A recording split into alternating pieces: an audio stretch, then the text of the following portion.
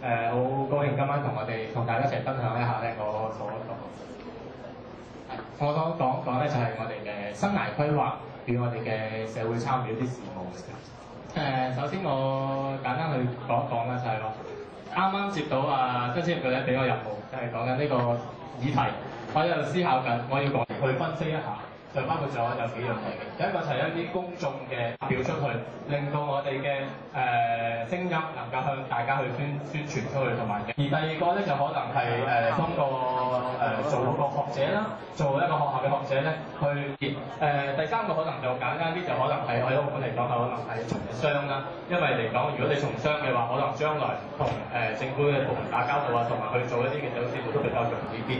而最後一個我想介紹嘅就係話想帶出話最後一個嘅途徑咧，就係話通過係一啲我哋可能係一啲社團，澳門比較現實啲，可能冇政黨、未有政黨嘅，同埋一啲政治性團體，就通過社團去參與一啲社會事務，去投入到我哋成個社會嘅參與嘅範圍當中。而今日咧，我就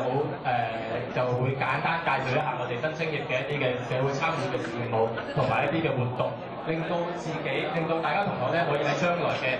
人生當中，就可以通過我哋參與嘅平台裏面咧，就可以參與到我哋一啲嘅社會嘅參與政策制定裏面嘅。呢個就係我想帶出我哋嘅生涯規劃同埋社會參與。而我哋新青業裏面咧最主要嘅社會事務咧就有幾個嘅。第一個咧就係我哋嘅市民論壇啦。平均嚟講，我哋每一年咧去搞一年裏面去搞12場嘅市民論壇，去通過帶出一啲議題，同埋去令到大眾市民咧去參與我哋嘅一啲發聲嘅意見，嚟到將投入呢個平台咧嚟發聲，向政府發聲，向我哋嘅政策部門發聲。而一啲嘅社會事務，我哋會比較嚟講咧，去講得比較多啲嘅咧，可能喺因為呢個場合裏邊講嘅民生嘅問題係比較多啲嘅。呢啲係我哋一啲嘅社會參與、市民論壇嘅圖片。而我哋每次咧都會請到一啲嘅比較同呢個議題相關嘅一啲嘅主講嘉賓啦，去同大家市民去投入意見。而大家嘅青年人或者朋友同學都可以去我哋嘅市民論壇裏面發表意見。而下一個咧，我哋嘅比較主要嘅一個嘅活動咧，就係我哋嘅青年議會。呢個可能同我哋嘅大家嘅同學仔咧，去比較密切一啲咧，就係講緊我哋會通過呢個活動咧，點樣去令到我哋嘅青年朋友去認識我哋嘅社會，認識我哋嘅一啲嘅公共政策嘅問題啊，同埋事務啊、司法啊，同埋我哋嘅行政架構，從而咧可以令到佢哋可以更加容易咁投入到去嘅發聲，同埋更加投入到理解我哋嘅社會事務嘅運作同政府嘅運作。而下一個咧就係我哋同埋咧，我哋而家咧就係我哋嘅時政開講嘅問題，就係話我哋呢個算係我哋內部嘅新青年嘅一個討論活動啦，嚟到通過我哋嘅一啲嘅內部小組討論咧，去發表我哋嘅聲音，去俾出一啲意見，通過我哋嘅平台咧去俾出呢啲意見。例如我哋好似有成日都會喺新聞報紙度，今日時政開講去講翻一啲嘅社會議題啊，講翻我哋嘅新青年意見，呢個都好歡迎我哋大家嘅